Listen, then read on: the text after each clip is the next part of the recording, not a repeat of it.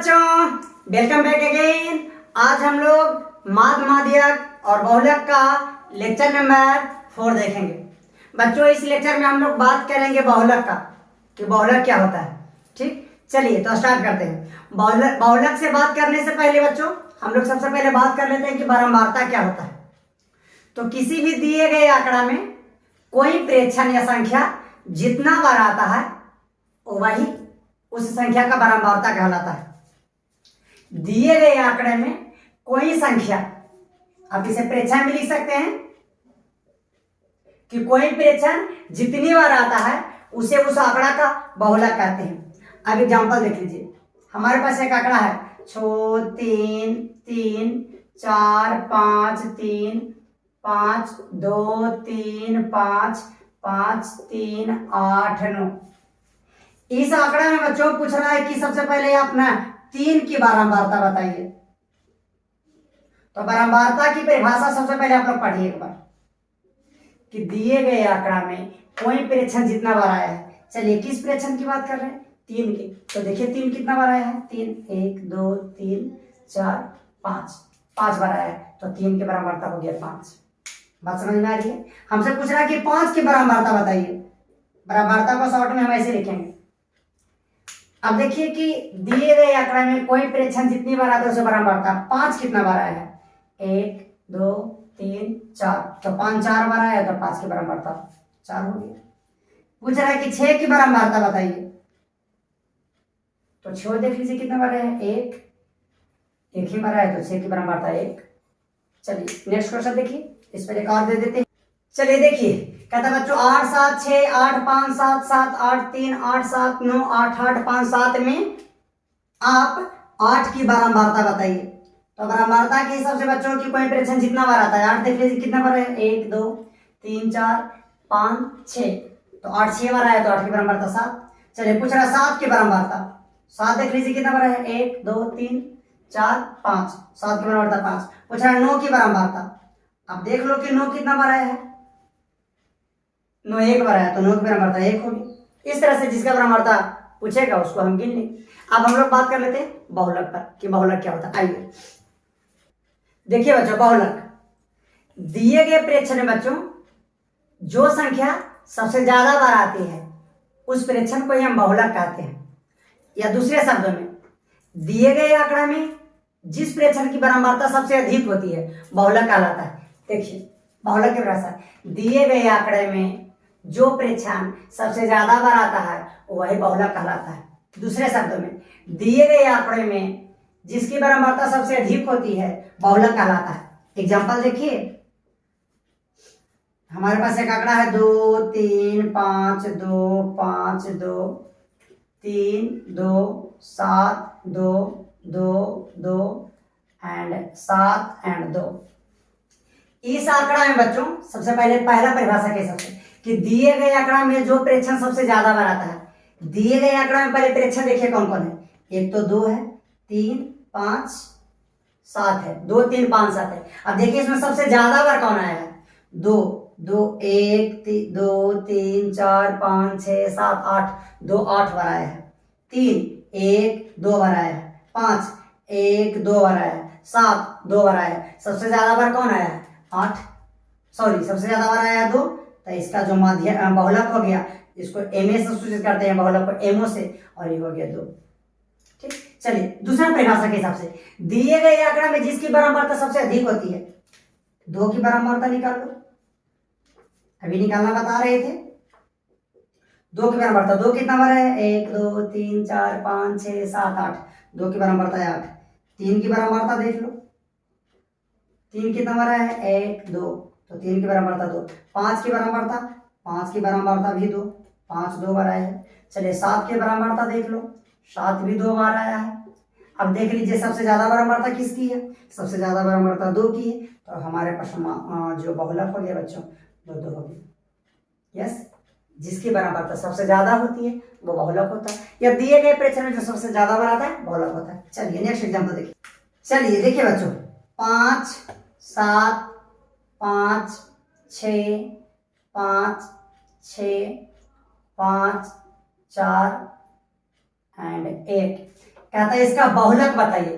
तो बहुलक की परिभाषा देखिए क्या कहता है कि दिए गए आंकड़ा में जो सबसे ज्यादा बार आता है, सबसे ज्यादा बार इसमें देखिए 5 7 5 6 5 6 5 4 1, सबसे ज्यादा बार 5 आया, 5 4 बार आया हुआ, तो इसका बहुलक हमारे पास हो गया एमओ बराबर 5। दूसरा परिभाषा में क्या कहता है, दिए गए आंकड़ा में जिसकी बारंबारता सबसे अधिक होती है।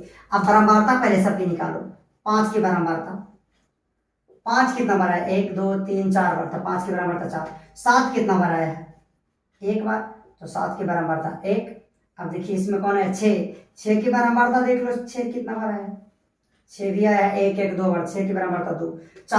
4 की बारंबारता देख लो, 4 1 बार आया है तो 1 हो गया। 1 की बारंबारता देख लो। अब देखिए सबसे ज्यादा बारंबारता किसकी है, सबसे ज्यादा बारंबारता यहाँ 4 है, जो किसका है, 5 के है, तो दिए गए आंकड़ा का जो बहुलक हो गया वो हो गया 5। ठीक, चलिए अब बहुलक पर आधारित कुछ प्रश्न देख लीजिए। चलिए देखिए बच्चों, बहुलक पर आधारित कुछ प्रश्न कहता है निम्नलिखित वितरण का बहुलक निकालिए। पहला वितरण हमारे पास देख लीजिए, 14 25 14 28 12 17 18 14 23 22 18 और 14। तो बच्चों बहुलक की परिभाषा जो सबसे ज्यादा बार आया है, अब देखिए इसमें सबसे ज्यादा बार कौन आया है, 14 14 14। मेरे विचार से तो सबसे ज्यादा बार 14 आया है। वीडियो को पॉज करके आप भी गिन लीजिए, बना लीजिए। चलिए, तो सबसे ज्यादा बार चूंकि 14 आया है तो दिए गए आंकड़ा का बहुलक हो गया 14। चलिए दूसरा प्रेक्षक, दूसरा आंकड़ा 7 9 12 13 7 12 15 7 12 7 25 18 7। वीडियो को पॉज करिए और बनाइए। चलिए, तो दिए गए आंकड़ा क्या कहता है कि आप बहुलक निकालिए, जिसे हम एमओ से सूचित करते हैं। देखिए सबसे ज्यादा बार कौन आया है, 7 1 2 3 4 5, 7 5 बार आया, तो चूंकि सबसे ज्यादा बार 7 ही आया है तो इस आंकड़ा का बहुलक 7 हो गया। चलिए बच्चों, वीडियो को पॉज कीजिए और इसको हम खल्लास करते हैं। देखिए बच्चों, कहता है इस आंकड़ा का बहुलक निकालिए। तो आंकड़ा में देखिए सबसे ज्यादा बार कौन आया, आंकड़ा में है 24 25 14 28 18 17 18 14 23 22 18 18। तो सबसे ज्यादा बार कौन आया, तो सबसे ज्यादा बार आपको दिए गए आंकड़ा में 18 आया तो बहुलक हो गया 18। अगर नहीं है तो काउंट करके देख लीजिए, 14 14 देख लीजिए कितने बार आया, 14 1 2 3, 14 3 बार आया। 14 के बारंबारता 14 1 2 3, 14 3 बार आया है। अब 18 की बारंबारता देख लीजिए, क्योंकि 14 और 18 में ही तो कंपटीशन है, यही दोनों में तो लग रहा है कि सबसे ज्यादा बार आया। 18 देख लीजिए, 1 2 3 4, 18 4 बार आया है। अब देख सकते हैं 14 की बारंबारता 3, 18 की बारंबारता 4, तो सबसे ज्यादा बारंबारता किसकी है, 18 के, यानी दिए गए आंकड़ा में सबसे ज्यादा बार 18 आया है और 4 बार आया है, इसीलिए इसका बहुलक हो गया 18। नेक्स्ट, चलिए नेक्स्ट क्वेश्चन देखिए बच्चों, कहता है x के किस मान के लिए निम्नांकित आंकड़ों का बहुलक 5 होगा। क्वेश्चन को एक बार पढ़ लो। इस आंकड़ा का कहता है कि बहुलक 5 होना चाहिए, x का मान निकालिए। तो सबसे पहले दिए गए आंकड़ा को देखिए, दिए गए आंकड़ा में प्रेक्षण 2 3 4 5 4 5 6 4 1 7 5 है। अब दिए गए आंकड़ा में देखिए सबसे ज्यादा बार कौन आया है, तो बारंबारता निकालने के बाद पता चलेगा। सबसे पहले 2 की बारंबारता देख लीजिए, 2 आपको 1 बार आया है। 3 की बारंबारता 3 आपको ये भी 1 बार आया है। चलिए 4 की बारंबारता निकाल दे कितने बच्चों, 4 1 2 3 बार आया है। चलिए 5 की बारंबारता देख लीजिए, 5 आपको 1 2 3 आया है। और प्रेक्षण में कौन कौन आया, 6 की बारंबारता देख लो, 6 आपको 1 बार आया है। 7 की बारंबारता देख लो, 7 भी 1 बार आया है। अब कहता है ना कि x के जगह कितना होगा, x का मान निकालना है कि दिए गए आंकड़ा का बहुलक 5 होना चाहिए।